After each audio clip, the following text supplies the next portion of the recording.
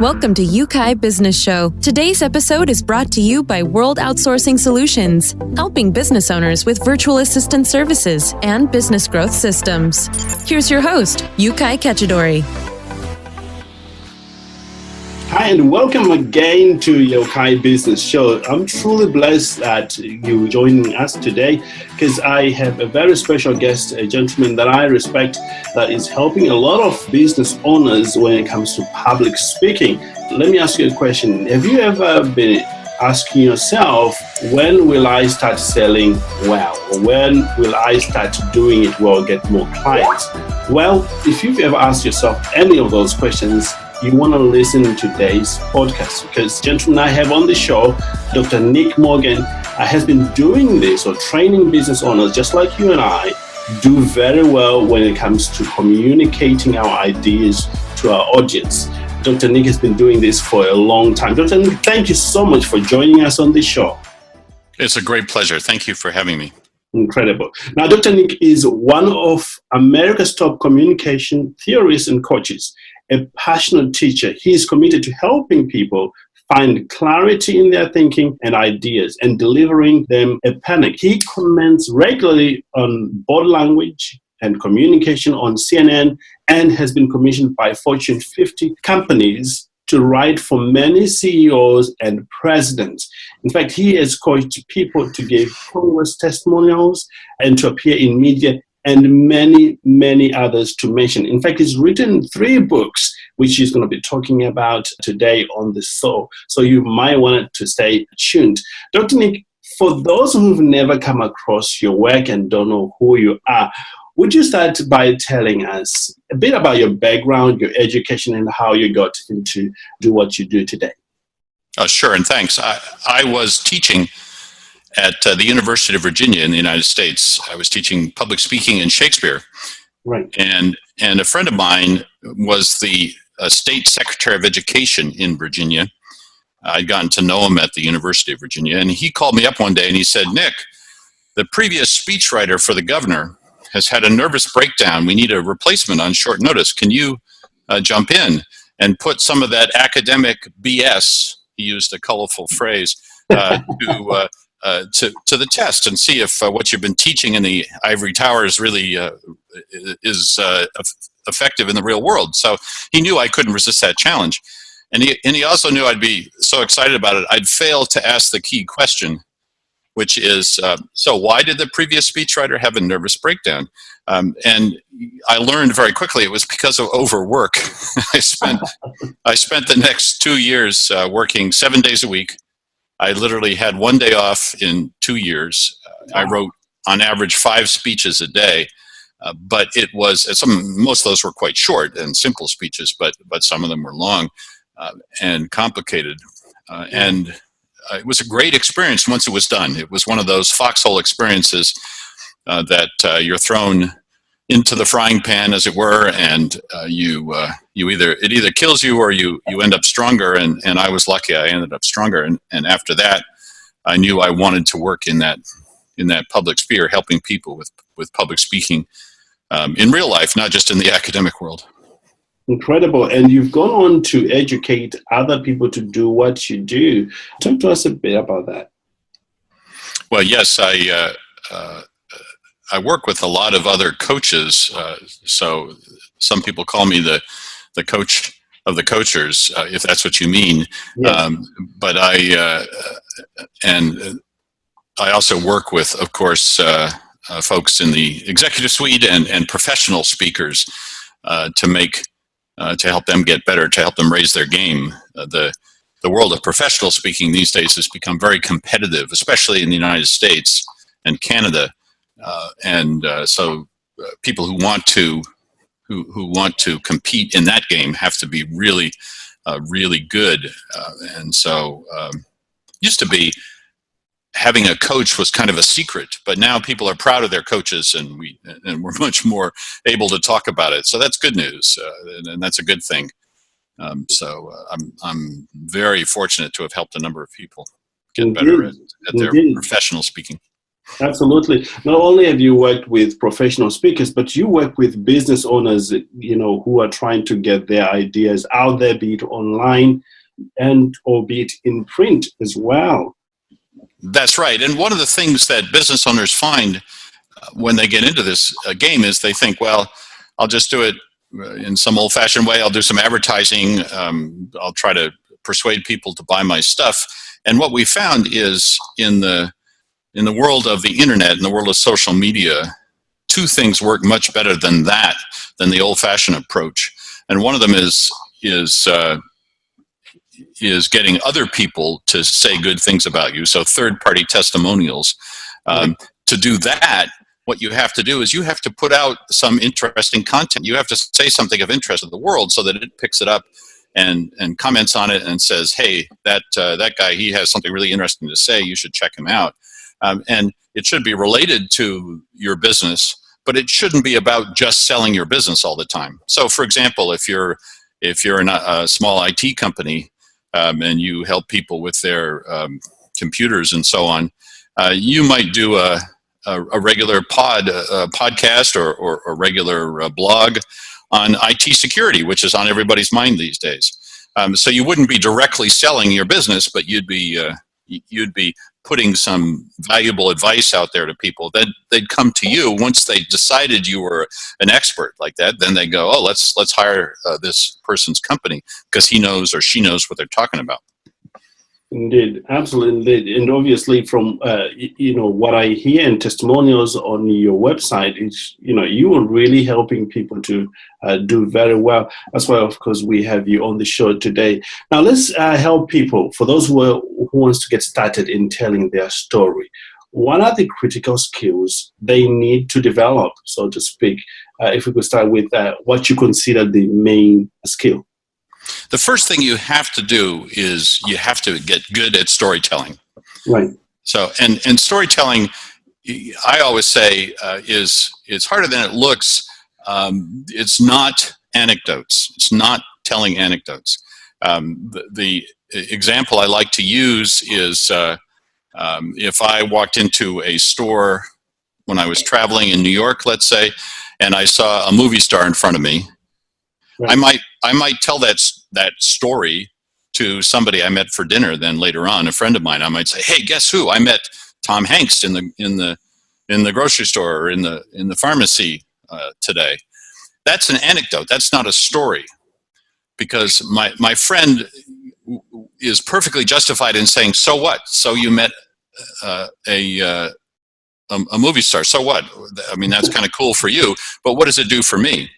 And that's the mistake that a lot of people make when they're starting out talking about themselves and their companies. You need to ask yourself, what's in it for the audience? Why should they care about what you're saying? And to do that, you need to tell them interesting stories. Stories have heroes, stories have conflict, and stories have resolution. And if you don't have those elements, you don't have a good story. And so, for example, to use the movie star anecdote, that's not a story until I say, well, I tapped Tom Hanks on the shoulder expecting him to be really nice and sign this piece of paper I was holding out to him, and instead he swore at me and told me to get out of his face, and he was horrible to me. Well, see, there we have the beginning of a story. Not true, by the way. Yes. I'm needlessly insulting Tom Hanks, who, as far as I know, is a great guy. But the beginnings of a story there happen in that conflict between Hanks and I. And that's just a very simple, silly example. But you get the idea. If we don't have conflict, we don't have the beginning of a story. And then we have to resolve that conflict ultimately in some way that's interesting for the audience. And then we have a story. And then people will pay attention. In this era of endless social media, endless updates on every device that you have, that you carry around with you, we're constantly overloaded with information.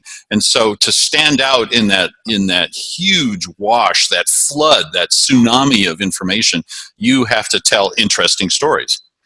Right. That's why those silly little videos on Facebook catch our attention. The cute kid who does something silly and makes everybody laugh, or the cat or the dog or whatever. The reason that that's interesting for us is that there's a little story contained in that short video or that that online message. And that's what grabs our attention. Facts don't grab our attention. Features don't grab our attention. Saying that your company is better than some other company, that doesn't grab our attention because everybody says that. So what you have to do is tell stories. Incredible. Now, how do people develop this skill? Obviously, some people are born with it. They're just good. But for the majority of business owners who may consider themselves like the introvert, they may not be able to articulate. In you working with a lot of people before, what can help people develop this ability? Well, the first thing is to focus on something that you care about, that you're passionate about. Right. And that is very helpful for an introvert and even for extroverts to get them to stand up and deliver a speech or a presentation or a brief talk to an audience that they might otherwise be frightened to do. Right. So passion really, really helps. Don't talk about things you don't care about. Because then what's going to happen is your heart won't be in it. You won't have the passion. Your mind will wander. It won't go well. So that's the first thing, is get passionate about it. The second thing is to ask yourself, what's the problem the audience has for which my expertise, the thing I'm passionate about, is the solution? Right. And this may sound counterintuitive, but that's where you want to start talking. You want to start with the audience's problem. What most people do is they walk out in front of an audience and they immediately start telling the audience about their cool stuff. I'm an IT guy. I don't know why I'm picking on IT people today, but that's where we started. So we'll use that as an example. Let's say you're a small IT company, and so walking out in front of the audience and saying, well, we understand IT better than anybody else, and here are all the features of the stuff we can sell you, blah, blah, blah. We have this covered and that covered, and you start listing a whole bunch of technical terms that nobody understands. The audience is not going to care. Right. If, on the other hand, you walk out in front of that audience and say, what's on your mind? What are you terrified about? Aren't you worried that some anonymous hacker is going to break into your system and hold your company for ransom through ransomware, or is going to hack your system and steal valuable customer data or something like that? If you start talking like that, then the audience is going to pay attention because, of course, they're worried about those things. So you want to start with what's the problem that the audience has for which your expertise is the solution. Then once you get them engaged and worried and excited, then you can start giving them the answer, which is your expertise. And then they'll be ready to listen. I always say, think of it like going into a doctor's office. Right. Imagine if you went into the doctor's office and you said, "Doctor," and you were just about to describe the pain, and the doctor said, "Here's a pill," without listening to you. How would you feel? You would feel completely like you hadn't been heard by that doctor at all, and you would have no faith in the solution, right? And yet that's what speakers do all the time. They walk out and they immediately start offering their solution before they've demonstrated to the audience that they understand what their problem is. And so the audience has no faith in that solution, even if it's a good one. That's not the point. That doctor in the doctor's office may be a brilliant doctor, but unless he or she listens to your problem and shows that he or she understands it, you're not going to have any faith in the solution they come up with. The same way, as a speaker, as a presenter, as somebody who's trying to market their company, you need to show that you understand what's the audience's, what's your potential customers' need first, so that they'll listen knowing that you understand them. That's the secret to getting started. And so that's how you develop a good content that people will want to listen to. And we can talk more about the delivery side of it and some tips for that in a moment. But the first thing to get right is the content. Incredible. And would you recommend any tools or resources, or even in one of your, because I know you've written a great book, which is already out there, where people can find these strategies you are mentioning? Yes. The first book is it's called Give Your Speech, Change the World, and it's available all over the world. And it was published by Harvard in 2005, but it still stays fresh in people's mind because the basic storytelling tips in there don't change that fast. We're still telling stories when we do them well, the same way we did 10,000 years ago when we were just sitting around caves and right. and trying to scare away the shadows in the night. You know, the storytelling is a very old and powerful way that we humans have of engaging one another.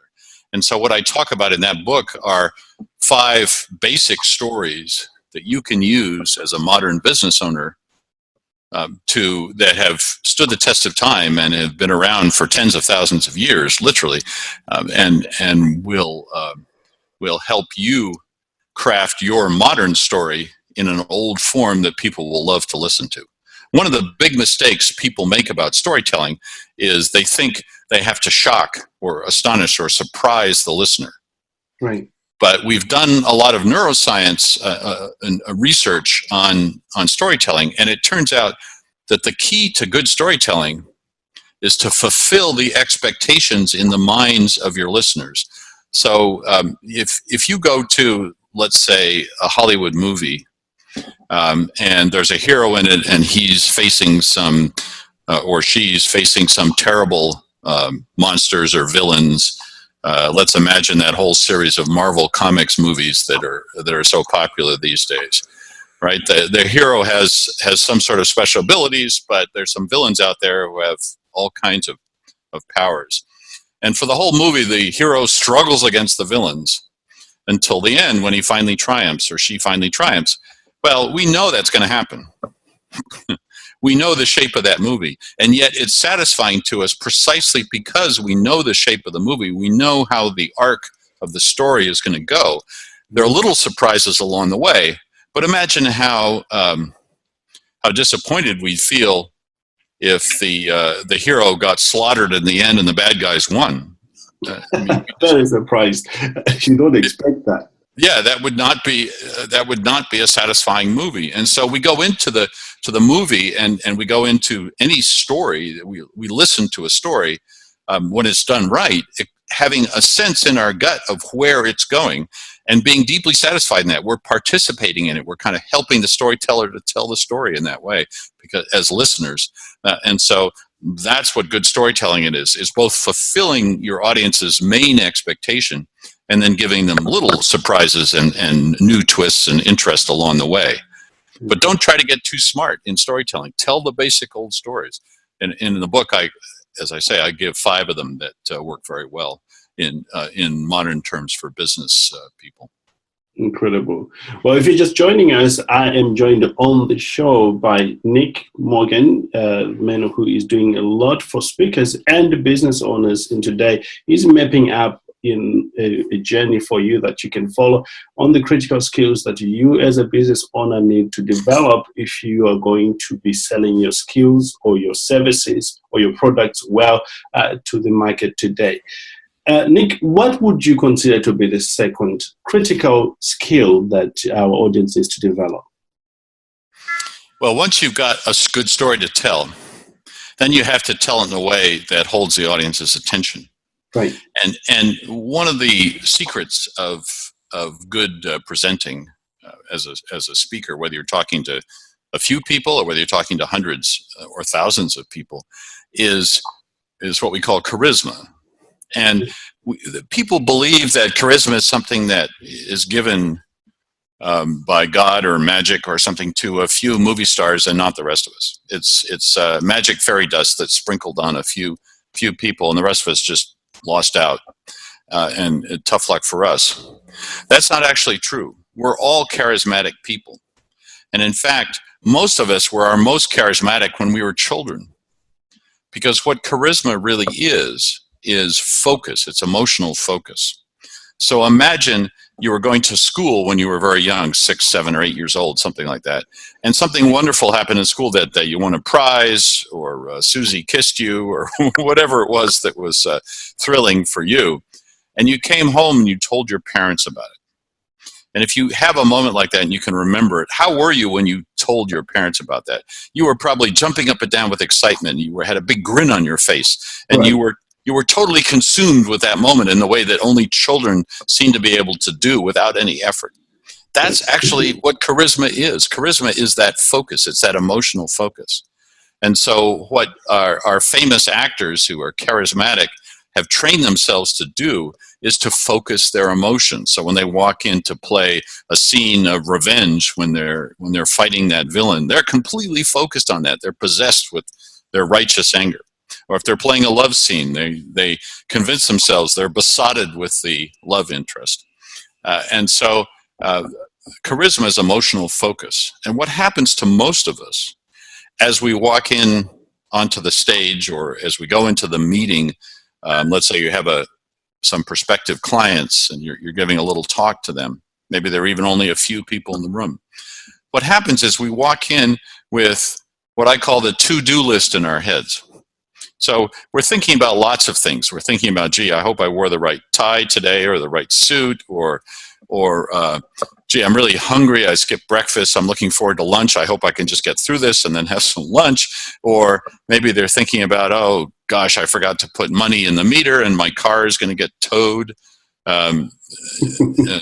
Or in London, maybe you're angry because you had to drive in because you didn't have time to take the train, and so you had to pay the congestion pricing fees, and you hate that, and you got lots of stuff on your mind. It's not the speech. It's not that audience. It's not the moment there. And so we walk in with that to-do list, and what happens is our body language betrays that. Our body language shows that we're not completely present. We're not focused. Our minds are wandering. And that's not very interesting to the audience, because that's the way most people are most of the time. Most of us are kind of half there, but we're thinking about dinner. We're thinking about our vacation, our holidays in a few weeks. We're thinking about the awful thing our boss just said to us. We got lots of stuff on our minds, but it's not the moment. And that gets in the way of delivering a powerful talk. Wow. It's interesting that you bring this up, because in our last interview with a guest, we were talking about the power of the moment, how you can bring yourself to the moment. And for those who missed out on that training, you can always find it on our podcast list there. Incredible. Now, how do you develop this charisma? Again, any tips, Nick? Yes, what I do with my professional speakers, especially in my executives, when I'm getting them ready for a talk, is I ask them, what is the emotion that you want to convey right at the opening? So let's go back to our IT company leader who's going to talk to the audience about how they're perhaps worried about being hacked or held for ransomware. What's the emotion you want to convey at the beginning of that talk? It might be fear, because you might want to convey the fear of getting your IT systems hacked, right? So what I tell people is, whatever the appropriate emotion at the beginning of the talk, then spend a couple of minutes before you start speaking, when you're alone, when you're sitting down in a waiting room, or whether you're just sitting outside before you go into the meeting. Maybe you can grab a few minutes sitting in your car or on the underground or whatever it is. Then spend those couple of minutes focusing in on that emotion. Try to remember a time when you naturally felt whatever it is, your excitement or your fear, your anger, your happiness, and then make yourself remember that moment as clearly as possible. Right. Try to get in touch with that emotion and drive every other thought out of your head. And if you can do that, then you can walk in with that focus and that intensity that people will experience as charisma. Now, it takes practice. The first time you try it, you're going to feel a little silly sitting there saying to yourself, I'm really angry, but or I'm really excited. But with a little practice, you can get better at it, and you'll be able to do it much more quickly, and you'll just be able to snap into the appropriate emotion before you get ready to give the talk or go into the meeting. Incredible. Absolutely incredible. And one of the critical skills you mentioned in your book is getting the audience to trust you. Can we explore that for a moment? Yes. So that's I'm glad you mentioned that. That is incredibly important. There's lots of research on what audiences need from speakers, what they want from speakers. And it's two things, basically. It's trust and credibility. Right. So you have to sound like you know what you're talking about, and then you have to, so you know what you're saying, and then you have to sound like and look like you mean it. You mean what you say. So be an expert in what you're saying, and then actually mean it. And both those things are important. The trust is meaning what you say, and the credibility is sounding like you know what the heck you're talking about. Now, in terms of body language, here's where it starts to get interesting. People usually give themselves away unintentionally, and they destroy that trust very early in the speech. Right. And here's how they do it. It's natural. It's entirely human. Virtually everybody, 90% of the population, is nervous before they have to go into a speech or a presentation or an important meeting like that we're talking about. And body language reveals that nervousness typically in the following way. We go into what's called the fight, flight, or freeze mode. That is, our adrenaline rises. We start to experience nervousness. Maybe our heart beats fast. Our palms get clammy. Maybe our face flushes. A lot of people are very self-conscious about that. They're convinced that everybody's noticing that their face is flushed. There's a whole host of uncomfortable physical reactions that lets us know that we're starting to get nervous. Yes. When we experience those feelings, then what we do is we get ready to fight or flee, the fight or flight or freeze syndrome. And so the unconscious gesture that we do, and we're not aware of this, but the unconscious gesture is we bring our hands up in front of our torso, right, in some way that prepares us to be able to fight. Now, we're grown-ups, and we know we can't make fists and shake our fists at the audience. We wouldn't do that. That would look crazy, right? We also, most of us know probably that we're not supposed to fold our arms over our chest in the classic defensive posture. Most people know that that looks defensive. Yes. And so instead, what most people do is if they have a clicker, because they have some slides to present, they'll hold a clicker in one hand, and then they'll hold the hand with the clicker with their other hand. So you've got the two hands kind of clutched together right right in front of your body, sort of around belly button height, okay? Right. And so if you can picture that, your audiences are listening to this, if you can picture somebody standing there with their hands clutched in front of their torso, that image I have seen 1,000 times from speakers, even good ones. And what this does is it, at a very low level, very unconsciously, so the audience doesn't necessarily think about this consciously, but unconsciously, they're getting the message that the speaker is getting ready to fight or flee. The speaker is terrified. And when you meet somebody who's terrified, you can't establish trust with them. It just won't happen. We don't trust somebody who looks terrified. It's not fair. I mean, they may be perfectly trustworthy. They may have good reasons to be scared, but we don't trust them. We get nervous with them, or we decide we have to avoid them. And so other people's nervousness, especially as speakers, makes us uncomfortable. And as a result, the audience then tunes out, and we don't trust that person. So before you even open your mouth, most people start destroying the trust that they might have built with the audience because they're clutching their hands in front of their torso. So what you need to do is open up your gestures. Right. And if you think about the hands moving horizontally at about waist height, they need to be open. They need to be wider than your torso. You need to gesture in a way that opens up to the audience rather than closes down and gets prepared to fight. So that's a long description because we're speaking over a podcast. We don't have the pictures in front of us, would make it obvious. But I hope your listeners will understand.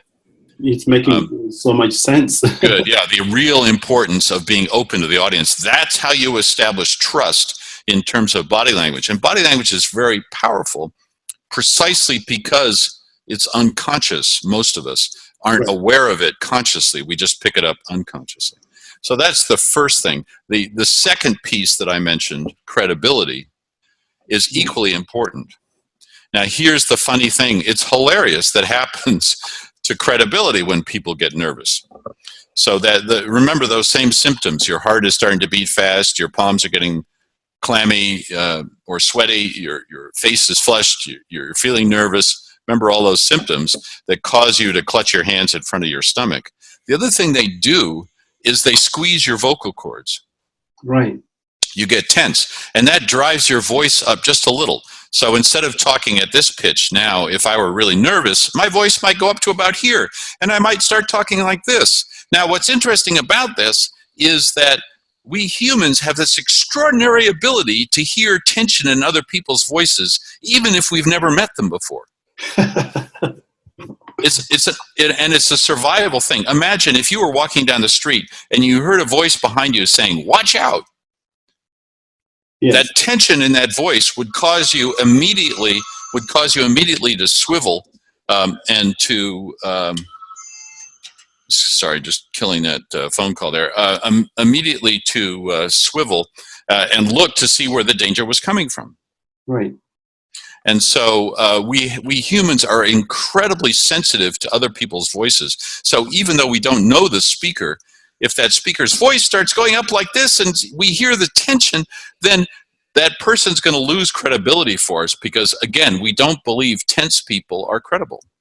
Right. We believe people who are authoritative and know what they're talking about have voices that are relaxed and powerful and at the low end of their ranges. And so they sound more like this rather than up here where they sound uncertain and tense, and we don't believe them. So you need to do two things. You need to establish trust and credibility, and you need to do that with your body language as a speaker. Wow, incredible. A lot of useful information, and I know this is also available in your books when people explore this in what you've written. And there's a great book coming up in October as well. Yes, thanks. It's called Can You Hear Me? And it's about what happens in the virtual world where we all live these days, and social media and online. And it's very important for business owners to think about as they put out information in order to talk about their business and talk about the things they're interested in, their passion, as I said, and to tell great stories to get the world's attention so that their business can be successful. That's the job you have to do. And the good news about the internet and social media is you can do that for not very much money these days. Used to be in the old days, you had to buy television advertising and it was incredibly expensive, or you had to buy magazine advertising and it was incredibly expensive. Now you can put anything you want out there online. Right. The risk associated with that is that our relationship to online stuff is very fragile. So if you make one mistake, or if you say one thing that people know is wrong or untrue, then you're not going to be a trusted source for very long, and we're going to move on to other websites and other social media and other experts online. And so it's very fragile, the online world, and that's the thing that people need to understand. I use the analogy of in the United States here, we have this lovely custom every year called Thanksgiving. Yeah. And your English listeners have probably heard of this, but only have a dim understanding of what it is. It's a crazy holiday. We all get together, the families get together, and they eat way too much food, and they end up fighting amongst themselves by the end of the holiday, almost guaranteed. And all you have to do to get somebody in the United States laughing is to say, "So you must have Uncle Jim." And every Thanksgiving, Uncle Jim drinks a little too much, eats a little too much, and then starts ranting on about some political figure, and everybody's furious. Now, the thing about that face-to-face Thanksgiving exchange is that at the end of that, everybody gets over it. They go home, and they get back together again next year, even though they know the same thing's going to happen again. Why is that? Because our trust and our understanding of Uncle Jim goes very deep and is very sturdy. And we say, oh, that's just Uncle Jim carrying on again. Because we have a face-to-face connection with him. Indeed. But in the virtual world, when some troll says something nasty about us, we don't go, oh, that's just Uncle Jim trolling me. No, we immediately cut off that feed. We eliminate that person from our life. We move on very quickly. So trust in the virtual world is much more fragile. And one of the things that the book is about is how to very carefully work your way through that kind of world and not make the mistakes that will get you alienated from the very customers you're trying to attract. And so the online world comes with a lot of risks as well as some great opportunities to tell your story. That's what the book is about.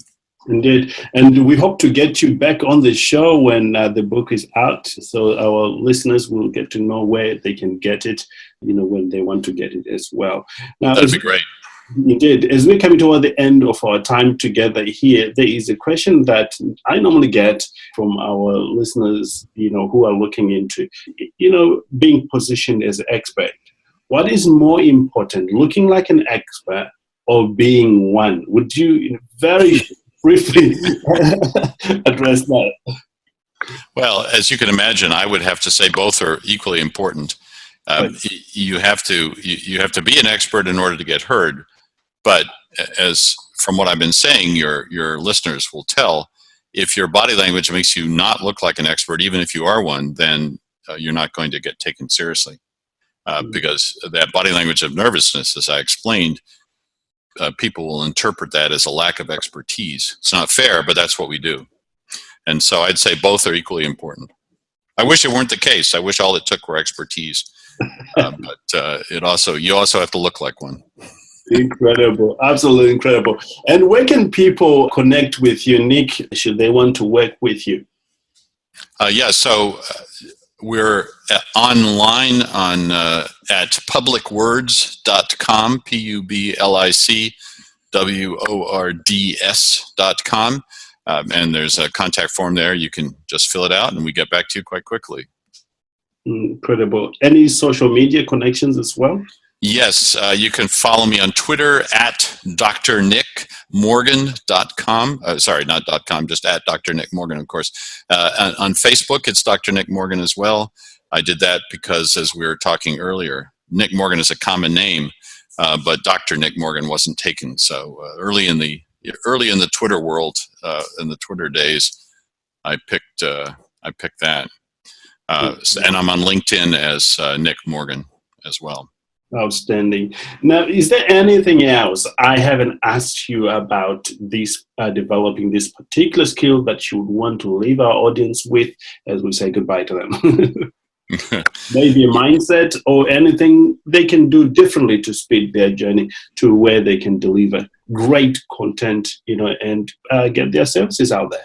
Yes, I would say something that may surprise your listeners is that because of the nature of the online world, everybody wants to get a viral video or a viral blog post or a viral tweet that everybody pays attention to. And they think then the whole world will hear them and that will be great. And there's nothing wrong with getting something noticed by the world. But what I found over and over again working with clients is that slow and steady is a much better way to go, because people forget the viral tweet just as quickly as it happens. They look at the viral Facebook thing and then they move on very quickly and they forget it because the social media keeps coming and the information overload keeps overloading them. But if you slowly and steadily build up some expertise and create your website or your Twitter feed or your Instagram account or your Facebook account or LinkedIn or whatever it is as a source of real expertise over time, then you can become one of those trusted sources that people will hang in there with and go back to again and again. And so don't be overly seduced by trying to get something that's viral. It sounds great, but in fact, that which happens as quickly as a viral video will go away just as quickly. And what you want is to be remembered, and for your clients and your customers to come back to you again and again and again. To do that, you need to build up expertise over a long period of time. So don't worry about going viral. It's not as important as people think it is. Incredible. Well, thank you, Nick, for such a great interview, and I'm sure our business owners in our community have a much clearer understanding of the necessary skills they need to develop in order to become that world-class presenter of their business and services in today's world. And I'm hoping we get to have you back on the show sometime soon to talk about your book or any other topic relating to faith, hopefully. Thank you so much. It's really been fun to chat with you. Absolutely. And for you, any questions, do send us an email or click the link below. You'll be taken straight to Nick's website. Or any questions regarding our virtual assistant services or even being on the show, do send us an email. One of the project managers will be in touch with you. With that said, we want to wish you a great day ahead and looking forward to spending another quality time with you with exceptional world-class experts on the show. And this is Yokai. Have a great day. Thank you for listening to Yukai Business Show. We will be back to bring you more episodes with success stories and advice straight from the experts. Want more? Check out www.ukaibusinessshow.com. Get your free trial of our virtual assistant service today. Just visit www.worldoutsourcingsolutions.com. Quote WOS18 or send us an email at support@worldoutsourcingsolutions.com.